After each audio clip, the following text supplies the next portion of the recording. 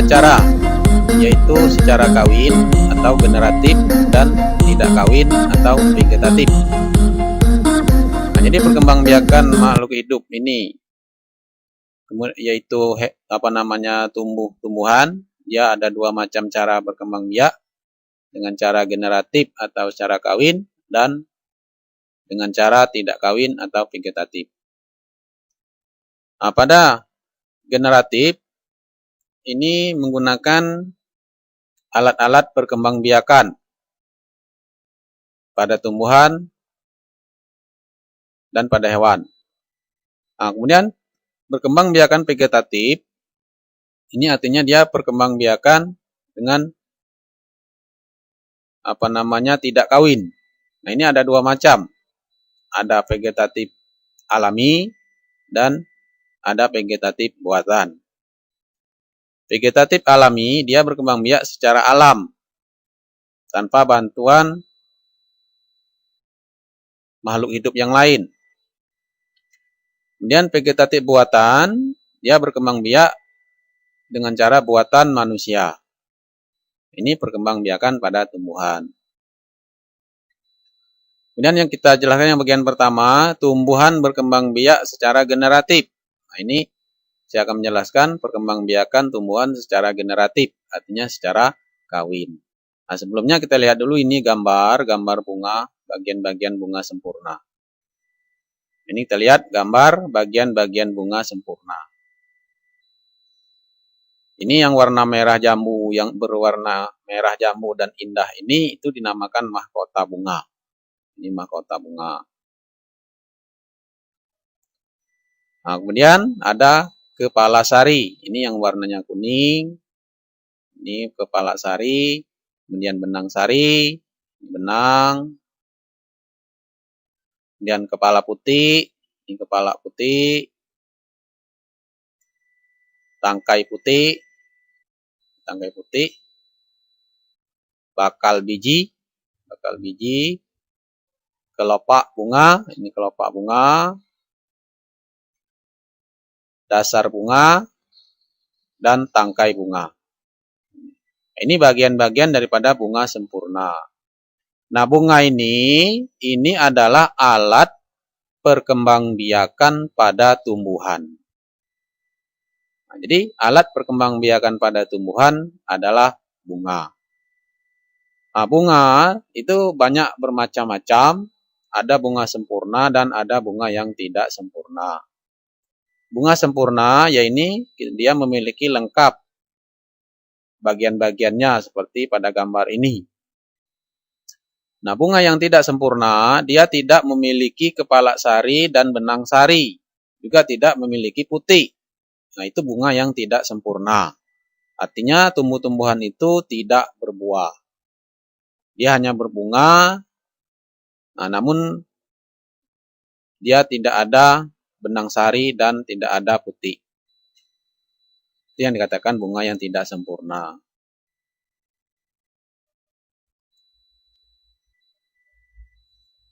Alat perkembangbiakan secara kawin atau generatif pada tumbuhan adalah bunga.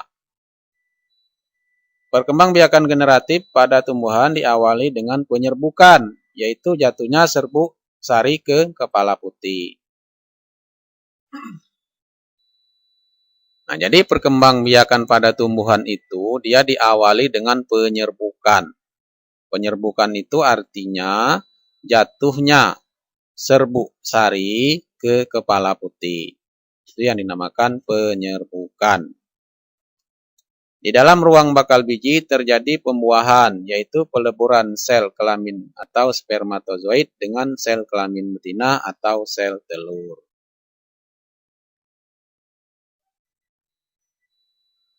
Penyerbukan dibedakan menjadi 4 macam. Satu, penyerbukan sendiri, yaitu serbuk sari jatuh ke kepala putih bunga itu sendiri. Dua, penyerbukan tetangga, yaitu serbuk sari jatuh ke kepala putih bunga lain tetapi kedua bunga itu masih satu pohon. Tiga, penyerbukan silang, yaitu serbuk sari jatuh ke kepala putih bunga lain yang berbeda pohon tetapi masih satu jenis. 4. Penyerbukan bastar, yaitu serbuk sari jatuh ke kepala putik bunga lain yang berbeda pohon dan tidak sejenis, tetapi masih satu famili. Contohnya, penyerbukan antara cabai merah dengan cabai rawit. Ini gambar proses penyerbukan. Ini benang sari, serbuk sari, kemudian jatuh di kepala putik. Ini ke proses penyerbukan. Jadi serbuk sari atau benang sari ini jatuh di kepala putik. Maka nanti serbuk sari itu dan putik dia akan melebur satu di dalam serbuk sari, melebur jadi satu pada inti sel telur ini. Dia akan melebur menjadi satu. Maka terjadilah pembuahan. Setelah jadi pembuahan, maka akan muncul putik. Nah, putik itu adalah bakal buah. Kemudian gambar sebelah kanan ini adalah gambar bunga matahari. Ini ada serangga, kumbang. Nah, ini proses penyerbukan yang dibantu oleh hewan, yaitu kumbang. Juga digambar di sebelah kiri ini.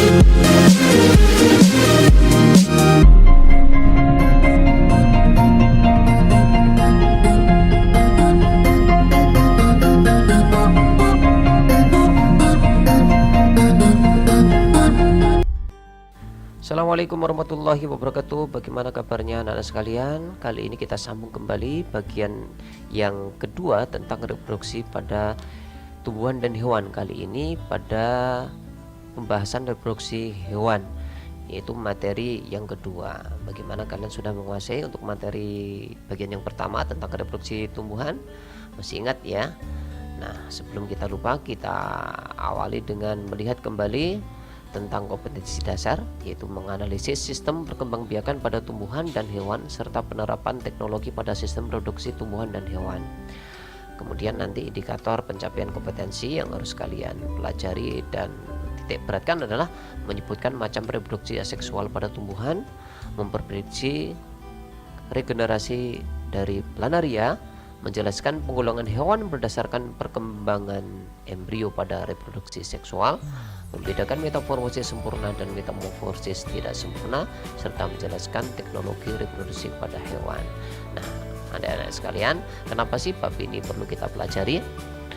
Karena ini dasar-dasar ilmu peternakan dan kedokteran ya. Siapa tahu nanti kalian di masa yang akan datang ada yang berprofesi sebagai dokter hewan gitu ya, keren ya, atau sebagai peternak. Kemarin kan kita sudah membahas tentang reproduksi tumbuhan sebagai ilmu dasar-dasar pertanian. Nah, kita awali terlebih dahulu dengan berdoa. Cukup membaca basmalah bagi yang muslim, yang beragama lain silakan berdoa sesuai dengan keyakinannya. Mari saya hindarkan. Bismillahirrahmanirrahim. Baik, anak-anak sekalian, perlu kita ingat kembali kan, reproduksi pada hewan itu ada 3 kalau saya bisa bedakan. Yang pertama adalah generatif, yang kedua adalah vegetatif, dan yang ketiga adalah campuran atau generatif sekaligus vegetatif. Kok bisa? Nah, menarik kan? Makanya ikuti terus slide-slide berikutnya ya. Kalau generatif seperti ini ya, diawali dengan peristiwa apa ini namanya? Tumpah-tumpahan. Bukan, namanya kawin atau terjadinya fertilisasi. Kalau vegetatif, hewan kok vegetatif, kok bisa ya? Kayak singkong misalnya, bisa. Aneh kan? Makanya pelajari terus ya. Faktanya memang begitu. Ada hewan yang mampu melakukan reproduksi tanpa perkawinan, atau ada hewan yang justru melakukan keduanya. Ada proses di mana dia saat kawin atau terjadi fertilisasi, ada masanya dia ketika bisa memisahkan diri seperti layaknya tunas. Contohnya seperti ini. Baik, semakin penasaran kan? Ayo kita lanjutkan. Perkembangbiakan seksual pada hewan. Salah ketik ya, bukan perkembangan tapi perkembangbiakan seksual pada hewan. Seksual berarti generatif ya. Nah, contohnya ini namanya penyu ya. Kura-kura ini, kura-kura. Dia melakukan fertilisasi secara internal. Jadi alat kelamin jantan masuk ke kelamin betina. Sedangkan untuk katak dan ikan namanya fertilisasi eksternal, karena kelaminnya tidak pernah masuk ya. Cuma yang betina akan mengeluarkan sel telur, dan mereka setelah saling merangsang tentunya ya, dan akhirnya yang jantan akan mengeluarkan sperma. Dia akan bercampur di dalam air, di lingkungannya tempat dia bertelur, tidak di dalamnya ya. Itu perbedaan antara fertilisasi internal dan eksternal. Oke. Nah, perlu diingat setelah fertilisasi akan terbentuk zigot ya. Betul ya, zigot akan berkembang menjadi embrio. Oke. Nah, berdasarkan perkembangan embrionya, hewan itu dibedakan menjadi 3. Betul ya?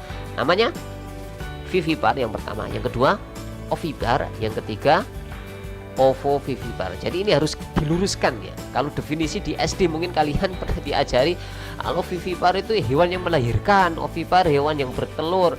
Hewan yang betina semuanya bertelur, bray.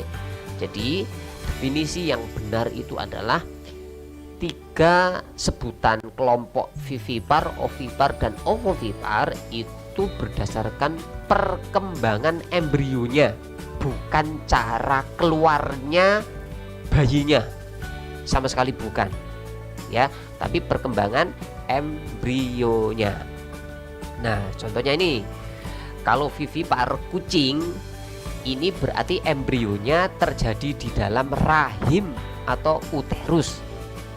Maka si betinanya setelah terjadi fertilisasi dia akan bunting atau hamil. Nah, kalau ovipar itu contohnya ayam ini ya. Embrionya akan berkembang di dalam telur yang bercangkang dan perkembangan embrionya berada di luar tubuh induknya. Jadi ditelurkan dulu, kemudian dierami di luar tubuh induknya sehingga dia akan berkembang menjadi embrio dan akhirnya akan menetas menjadi individu baru. Kemudian untuk hewan ovovivipar, contohnya itu adalah ikan hiu, platypus, kemudian kuda laut, kadal, ikan pari, bunglon. Itu dia menghasilkan telur ya, tapi kemudian cangkangnya akan disimpan atau dierami di dalam perutnya, tidak dikeluarkan. Embrionya berkembang dan akhirnya setelah menetas barulah dia mengeluarkan individu baru, bayi-bayinya kecil. Nah, seperti itu. Seperti kesannya melahirkan, tapi sebetulnya adalah embrionya berkembang di dalam cangkang telur, bukan di rahim. Jadi mereka tidak punya rahim ya. Berikutnya adalah reproduksi aseksual pada hewan. Menggunakan potongan bagian tubuh menghasilkan individu baru. Jadi hewan tanpa kawin, dia menggunakan potongannya. Contohnya itu adalah membentuk tunas, kemudian fragmentasi, kemudian partenogenesis. Oke. Nah, kita lihat satu persatu. Membentuk tunas. Hewan kok membentuk tunas loh? Kok bisa? Bisa. Namanya hidra. Seperti ini hewannya. Ya. Nah, dia akan membentuk tunas, tunasnya akan memisahkan diri dan akan berkembang menjadi hidra baru. Begitu seterusnya. Terus kemudian fragmentasi. Contohnya adalah planaria di jenis cacing ya. Melalui dua tahapan. Yang pertama adalah melalui fragmentasi, yaitu pemotongan bagian tubuh. Nah, kemudian dia mampu beregenerasi, yaitu melengkapi bagian tubuhnya yang hilang. Seperti ini ilustrasinya. Nah, kalau misalnya dikasih perlakuan dipotong ya. Nah, seperti ini. Nah, dia akan melengkapi bagian tubuhnya yang hilang. Kalau dipotong menjadi dua, dia akan membentuk individu baru. Bagian kepala akan membentuk bagian setengah badan bagian bawah, dan bagian tubuh bagian bawahnya akan melengkapi bagian atas beserta kepalanya. Kalau dipotong menjadi tiga, ya polanya akan seperti ini, akan menjadi tiga dan akan melengkapi bagian tubuhnya yang kurang. Itu namanya fragmentasi dan regenerasi pada planaria. Berikutnya adalah partenogenesis. Nah, ini juga hewan aneh, mungkin kita tidak pernah memperhatikan ya, yaitu adalah perkembangbiakan pada hewan tanpa didahului dengan adanya fertilisasi, tapi bisa bertelur dan telurnya bisa menetas. Beda dengan ayam ya. Ayam betina itu meskipun tidak dikawini, dia akan menghasilkan telur dan akan bertelur seperti telur yang dijual di pasar-pasar, tapi dia tidak akan pernah bisa menjadi individu ayam baru. Meskipun dierami, dia akan membusuk karena tanpa melalui fertilisasi. Tapi kalau lebah bisa. Contohnya adalah lebah, semut, tawon, kutu daun, dan kutu air. Untuk lebah misalnya ya, pada lebah telur yang dibuahi itu akan menjadi lebah betina, tapi akan bersifat steril. Dia berubah menjadi lebah pekerja. Sedangkan telur yang tidak dibuahi akan menjadi lebah jantan, dan dia itu fertil karena bisa mengawini lebah ratu. Pertanyaannya, lebah ratu berasal dari mana? Lebah ratu itu berasal dari lebah yang dibuahi, tetapi karena dia dikasih perlakuan khusus, dia dibentuk oleh kelompoknya, dikasih makan namanya royal jelly, makanya dia kemudian menjadi lebah yang luar biasa. Ukurannya lebih besar, umurnya lebih panjang, dan memiliki kemampuan untuk bertelur yang sangat banyak, ribuan dalam satu hari, dan dia bersifat fertil. Itu ya, silakan dibaca-baca ya. Reproduksi generatif vegetatif. Contohnya adalah ubur-ubur. Nah, ubur-ubur itu dia awalnya ketika dewasa akan bereproduksi secara seksual, karena akan menghasilkan sperma bagi yang jantan dan menghasilkan telur, sehingga terjadi fertilisasi. ubur-ubur termasuk hermafrodit ya, seperti cacing. Kemudian akan membentuk blastula, terus kemudian akan membentuk larva planula, kemudian berubah menjadi polip dewasa, kemudian berubah menjadi medusa. Nah, pada saat tahapan medusa inilah dia akan menghasilkan tunas. Nah, ini tunas 1, 2, 3. Ini namanya reproduksi seksual dengan tunas seperti hidra ya. Nah, tunas medusa ini akan memisahkan diri dan akan berkembang menjadi ubur-ubur dewasa, begitu seterusnya. Selanjutnya metamorfosis, atau sama kalau di tumbuhan namanya metagenesis ya, tapi kalau di hewan namanya metamorfosis. Ada dua macam, yaitu sempurna dan tidak sempurna. Kalian sudah pernah belajar ini di SD ya, sehingga ini sifatnya mengingatkan saja. Untuk yang sempurna itu melalui 4 tahap, yaitu telur, larva, pupa, kemudian dewasa. 4 tahap ya, seperti kupu-kupu atau seperti katak, itu namanya metamorfosis sempurna. Nah, untuk metamorfosis tidak sempurna hanya melalui 3 tahap. Yang pertama adalah telur, kemudian menetas menjadi nimfa, nimfa akan menjadi imago. Contoh yang lain adalah cangkrik. Gitu. Yang terakhir adalah teknologi reproduksi pada hewan. Contohnya adalah kawin suntik pada sapi ya, atau inseminasi buatan. Kawin suntik itu artinya tidak disuntik bukan ya, tetapi diambilkan sperma jantan kemudian dimasukkan melalui bantuan orang dengan menggunakan tangan seperti ini, tapi harus pakai sarung tangan ya. Jadi dimasukkan ke vagina dari sapi betinanya, tapi tentu melihat sapi betinanya yang sudah siap untuk melakukan reproduksi. Nah, caranya memang begitu, jadi tidak disuntik seperti memasukkan obat ya, itu hanya istilah saja. Nah, begitu anak-anak sekalian.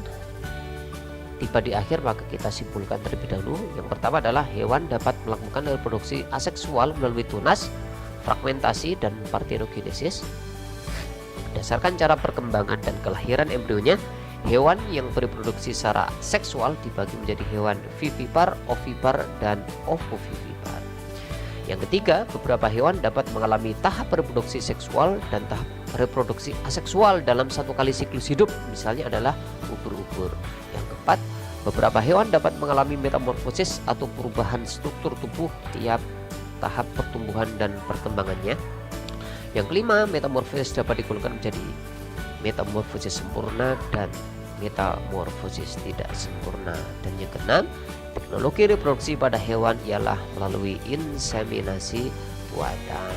Dan yang terakhir, ini adalah latihan soal. Ada beberapa soal, 4 kalau tidak salah ya. Nomor 1 adalah jelaskan apa perbedaan antara fertilisasi internal dan eksternal.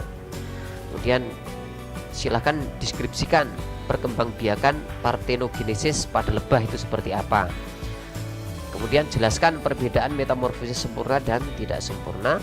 Yang keempat, menurutmu bagaimanakah metamorfosis pada capung? Jelaskan. Demikian pembahasan bab 2 ini sudah selesai. Silakan diulang kembali mulai dari reproduksi tumbuhan sampai yang terakhir ini.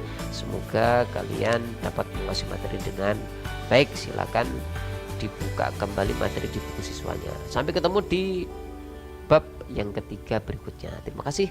Kita akhiri dengan membaca hamdalah. Alhamdulillahirabbil alamin. Assalamualaikum warahmatullahi wabarakatuh.